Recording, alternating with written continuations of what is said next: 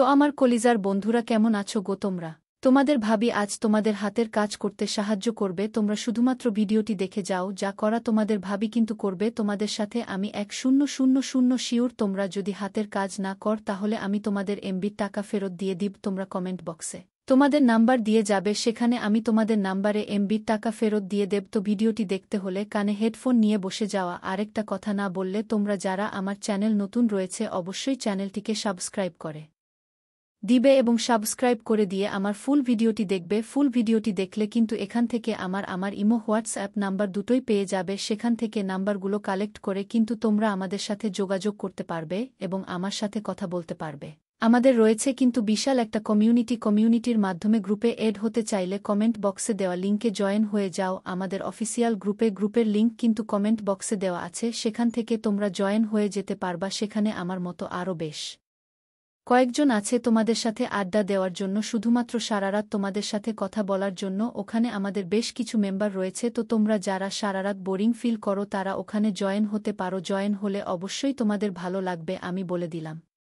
আমার নাম পারভিন আক্তার, আমার বয়স 26 বছর। আমি গ্রামের একটি পদ্মা। আমি চঞ্চল চলে বসবাস করতাম আমার পড়াশোনা সবকিছুর হাতে করে, কিন্তু আমার গ্রাম থেকে হয়েছিল। আমি শহরে সেরকমভাবে যাতায়াত হয়নি, সেজন্য আমি শহরের কোনো পরিবেশ বুঝতাম না। আমি গ্রামের পরিবেশ সবসময় থাকার চেষ্টা করতাম, কারণ গ্রামের পরিবেশ বিদ্যার আলাদা একটা মজা রয়েছে, যে মজাগুলো শহরে কোনো পরিবেশে এরকমভাবে পাওয়া যাবে না। সেহেতু শহরের পরিবেশে পাওয়া যাবে না, সেহেতু আমি গ্রামের আমি প্রতিদিন সকালবেলা স্কুল উদ্দেশ্যে রওনা হয়ে যেতাম। স্কুল থেকে এসে বাসার কাজগুলো করে আবার প্রাইভেট পড়তাম। এভাবেই চলতেছিল জীবনে। এভাবে চলার পর আমার বাসার পাশেই ছিল একটা ছেলের নাম ছিল নয়ন। নয়ন দেখতে খুবই স্মার্ট একটি ছেলে। সে এলাকার ভিতরে খুবই লোকাল হিরো নামে পরিচিত। তাকে দেখে যে কোনো মেয়ে ক্রাশ খেয়ে যাবে। তো সেরকম ভাবে যে আমিও ক্রাশ খেয়ে যাব, সেটা আমার কল্পনা ছিল না। আমাদের সম্পর্কে চাচাতো ভাই হয়, কিন্তু চাচাতো ভাই হওয়ার পরও তার প্রতি আমার একটা অন্যরকম একটা আলাদা লোভ লালসা ছিল তার প্রতি, কিন্তু আমি এই কথাগুলো তাকে কখনো বলার মতো ওর কোনো সুযোগ হয়ে ওঠেনি।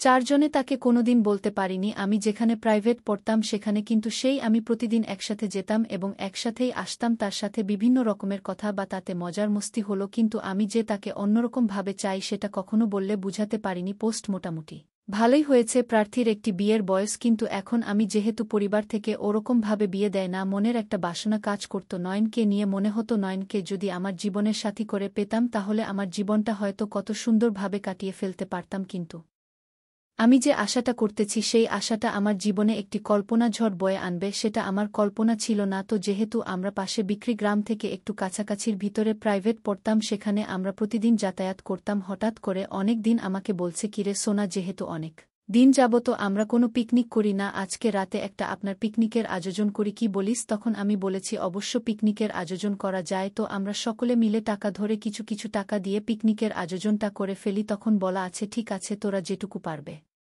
সেইটুকু টাকা ম্যানেজ কর, আর কবে করবি আমাকে ডেটটা জানিয়ে দে। ওই ডেট অনুযায়ী আমি সবকিছু জিনিসপত্র নিয়ে হাজির হয়ে যাব তোর জায়গা অনুযায়ী। তাই বলেছি ঠিক আছে আন্টি, সকলের সাথে কথা বলি, সকলের সাথে কথাবার্তা বলে তারপর তোকে আমি জানাবো। তখন আমার কথাগুলো শুনে নয়ন বলেছে, ঠিক আছে, এত সুন্দরভাবে আজকে কথা বলতেছিস, তোর মতলব তো আমি বুঝতে পারতেছি না। তখন আমি বললাম, না, মতলব না বোঝার কিছু নেই তো এখানে। আমি যেত তেমন কিছু তোমাকে বলিনি, জাস্ট তোমাকে আমি বলেছি যে আমি তোমাকে জানিয়ে দেব। এখানে এরকম কোনো রকম কথা তো আমি দেখি না। তো বলা আছে, ঠিক আছে, সমস্যা নেই, যেহেতু বলেছ আমি তোমার কথা মানতে রাজি। তুমি যেহেতু বলেছ আজকে পিকনিকের জন্য ব্যবস্থা করতে, সেজন্য আমি তোমার কথা এজন্য আপনি করবার সমস্যা নেই। তুমি কথাবার্তা বলে রাত্রে আমাকে ফোন করে জানিয়ে দিও। তো আমার সাথে এরকমভাবে সে কথা বলে আমার মনের মাঝে একটু অন্যরকম আশা বড় সে কাজ করতেছিল। সে হয়তো আমাকে মনে মনে ভালো পেয়েছে, যার জন্য হয়তো আমাকে সাথে এরকমভাবে কথা বলেছে। এরকমভাবে কথা যেহেতু বলতেছে আমার মনে একটু ভালো লাগতেছে। আমি বলি, আচ্ছা তুমি রাত্রে চলে আসো, আমরা পিকনিকের জন্য প্রস্তুত হয়ে গেছি। আমরা যদি পিকনিকের জন্য প্রস্তুত হয়ে গেছে এসব কথাটা শোনার পরে সে বলেছিস, ঠিক আছে, আমি খুব দ্রুত সময় দিতে চলে আসব, তোমরা ওখানেই থেকো, আর কোনো কিছু প্রয়োজন হলে আমাকে বলবে। সে জিনিসপত্রগুলো আমি বাজার থেকে কিনে নিয়ে এসে দিব তোমাদেরকে। আমি গোলাম, আচ্ছা ঠিক আছে, সমস্যা নেই, তুমি আগে আসো, আসার পরে প্রয়োজনীয় জিনিসগুলো দিবে। তারা তাদের মতো করে সেখানে রান্না বান্নার কাজকর্মগুলো সাথে থাকে, আর আমি বাজারে গিয়ে সকল প্রকার সবজি সবকিছু নিয়ে সেদিন তাদের সাথে পিকনিক করব বলে কিন্তু পিকনিকের রাতেই তার সাথে জামার এরকমটা হবে সেটা আমি কল্পনা করতে পারি নাই। আমি মনে মনে এতদিন যাবৎ চাচ্ছিলাম সে জিনিসটা হয়তো এত তাড়াতাড়ি আমি পেয়ে যাব, সেটা আমার একদমই কল্পনার বাইরে ছিল, যেটা তোমাদেরকে আমি বলে বোঝাতে পারব না। তো সে যদি বাজার করতে যে বাজার নিয়ে আসার পর আমি বাজারগুলো বের করে রান্না বানানোর কাজ শুরু করে দেই। আমার পাশে ছোট ছোট বোনগুলো ছিল, তারা আমার রান্না করা দেখতে ছিল। আমিও নয়নের সাথে মাঝে মাঝে গল্প করতেছিলাম। তার সাথে গল্প করতে আমারও বেশ ভালোই লাগত, যেহেতু আমি তাকে অনেক ভালো লাগত।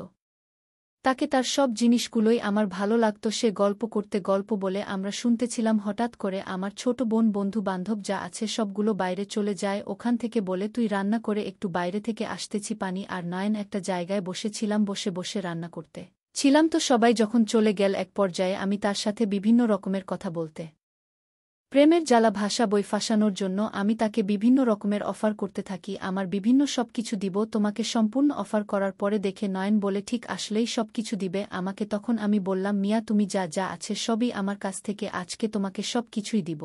কারণ যেহেতু এখানে কোনো মানুষ নেই, আমরা দুজনেই রয়েছি এখানে, যা ইচ্ছা তাই তুমি আমার কাছ থেকে নিতে পারবে। তোমার কি ইচ্ছা সেটা আমাকে বল, আমি তোমার ইচ্ছা পূরণের জন্য আজকের নানা রকমভাবে চেষ্টা করব। আমি তখন নয়ন বলা, আমার কোনটা ইচ্ছা সেটা তোমাকে আমি কেমনে বলবো বলো। তখন আমি বলি, তোমার কোনটা ইচ্ছা সেটা কিন্তু আমি বুঝতে পেরেছি, তুমি হয়তো ওই জিনিসটা চাচ্ছ আমার কাছ থেকে। সমস্যা নেই, আমারও ওটার প্রতি অন্যরকম একটা আগ্রহ আছে। তুমি যেহেতু ওটাই চাচ্ছ আর এখানে যেহেতু কেউ নেই, সে তো আমরা চলো এই কাজের সাথে লিপ্ত হয়ে পড়ি। আমরা এখানে কিছুক্ষণ ভালোবাসা দান প্রদান করতে থাকি। যদি হঠাৎ করে লোক এসে দেখে ফেলে তাহলে কি পাবে বল। তখন আমি বলে, কোনো সমস্যা নেই, আমি টেকেল দিতেছি, কোনো লোকজন আসবে না। আর আজকে এখানে সময় কাটি আমরা, কিন্তু পরের দিন বাহিরের সময় কাটাবো। আচ্ছা ঠিক আছে, তোমার যেমনে মন চাই সে এমনি তুমি আমার সাথে মজা করতে থাকো। কারে ওই সম্পূর্ণ জিনিসটা দেখতে পেরে আমার খুবই আনন্দ হচ্ছিল। এত সুন্দর একটা জিনিস মানে বলার মতো না, যেটা সবারই একটা ইচ্ছা থাকে জিনিসটা জমিতে চাষ করানোর জন্য। তো আমিও মেশিন নিয়ে জমিতে চাষ করতে শুরু করে দেই। চাষ করা অবস্থায় আমার ভালো লাগতেছিল, নয়নেরও ভালো লাগতেছিল। নয়নাটিকে বলে, আমার কোনোরকম লাগতেছে, আমার হয়তো ওটা এসে বলবে তাড়াতাড়ি তুমি এখানে বসে পড়ো। আর আমি যেমনে বলি ও রকমভাবে থাকার চেষ্টা করো। তো এরকমভাবে তার সাথে প্রায় 2-5 মিনিটের মতো আমরা ভালোবাসা দান প্রদান করি। সাধারণ করার পরে আমার অবস্থা অন্যরকম হয়ে যায়। কোনোরকম হয়ে যাওয়ার পর কিছুক্ষণ পরে আমার ছোট বোন বান্ধবীগুলো চলে আসে আমাদের। এসে রান্নার জায়গায় এরকম নিচে এরকম কাপড় বিছানো কেন, এখানে কি হয়েছে? তো আমরা নিজেকে কাপড় বিছিয়ে ওখানে ভালোবাসা আদান প্রদান করেছি, সেজন্য কাপড়টা তুলতে ভুলে গিয়েছিলাম। তারা বলে, নিশ্চয়ই এখানে অন্যরকম কোনো কিছু হয়েছে, যেহেতু নয়না তুমি এখানে ছিলে সেজন্য একটা অন্যরকম কিছু হয়েছে। সেটা কিন্তু আমরা বুঝতে পারতেছি, যে কাজটা তোমরা করলে সেটা কিন্তু মোটেও ঠিক করলে না। কারণ মানুষের বিয়ের আগে এসব কোনো কারো সাথে লিপ্ত হওয়া উচিত নয়। যেহেতু তুমি নয়নকে পছন্দ করে, নয়নকে তিনি বলে দিতে বিয়ের পরে সম্মান কাজে লিপ্ত হতে। কেন তোমরা বিয়ের আগে ওইসব মনে কারো সাথে লিপ্ত হলে সেটা আমার কল্পনায় আসে না। আমি বললাম, এটা যা হয়েছে ভুল বোঝাবুঝি থেকে হয়েছে, এখানে অন্যরকম কোনো কিছু নেই, তোমাদেরকে ক্ষমা করে দিবেন, আপনারা কেন কিছু মনে করবেন না। দোকানে যেহেতু বেশ কয়েকজন লোকজন ছিল, তারা এই সম্মানে বিষয়গুলো আবার এলাকার মধ্যে বিভিন্ন লোকজনকে বলতে থাকে। তারা যখন বিভিন্ন রকমের লোকজনকে বলতে থাকে, লোকজন থেকে একজন দুইজন থেকে আস্তে আস্তে পুরো গ্রামে আমাদের এই বিশ্বাসটুকু ছড়িয়ে যায়। ছড়িয়ে যাওয়ার পরে আমাদের বাসা থেকে নয়নকে বের করে দেয়, আমাকেও বের করে দেয়। আমাদের অবস্থা অন্যরকম হয়ে গিয়েছে, আমরা বাহিরে বাহিরে থাকা লাগতেছে। বাসা থেকে আমাদেরকে দুজনকে বের করে দিয়েছে। তুমি আমাকে ভালোবাসো সেটা আমাকে বলতে সমস্যা নেই, কিন্তু তুমি আমার সাথে এরকমটা না করলেও পারতে। আমি করলাম তোমারকে ভালো রাখার জন্যই, তো আমি ওইসব কোনো কাজ করার চেষ্টা করেছি। দেখো, আমাকে ভালো করার জন্য ওই সম্ভব না কাজ করে যাচ্ছে ভালো থেকে।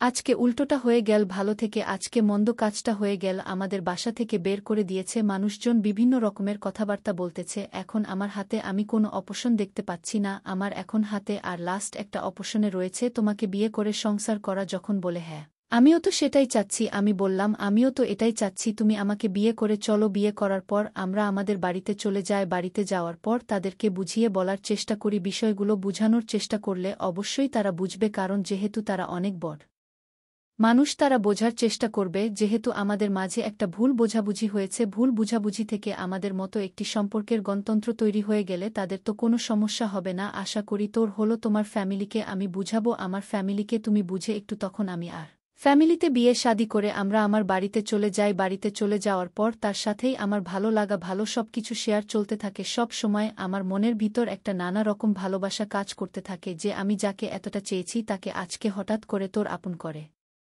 পেয়ে গেছে সেটা আমি মানে ভাবতে ভাবতে আমার অন্যরকম লাগে। তো যাই হোক, যেটা হয়েছে আমার মনের আও জানতে ভালোই হয়েছে। তো তার সাথে জুয়েল আরেক দিনে রাতে ওইসব মনে হয় কাজে আমি লিপ্ত না হতাম তাহলে হয়তো আমাদের সম্পর্কটা পূর্ণতা পেত না। যে পূর্ণতা পেয়েছে তাকে আমি সারা জীবনের জন্য আমার কাছে রেখে দেওয়ার চেষ্টা করব। তাকে আমি কখনো কষ্ট দেওয়ার চেষ্টা করব না। যে তোমার ভালোবাসা মানুষকে কখনো কষ্ট দিতে নেই।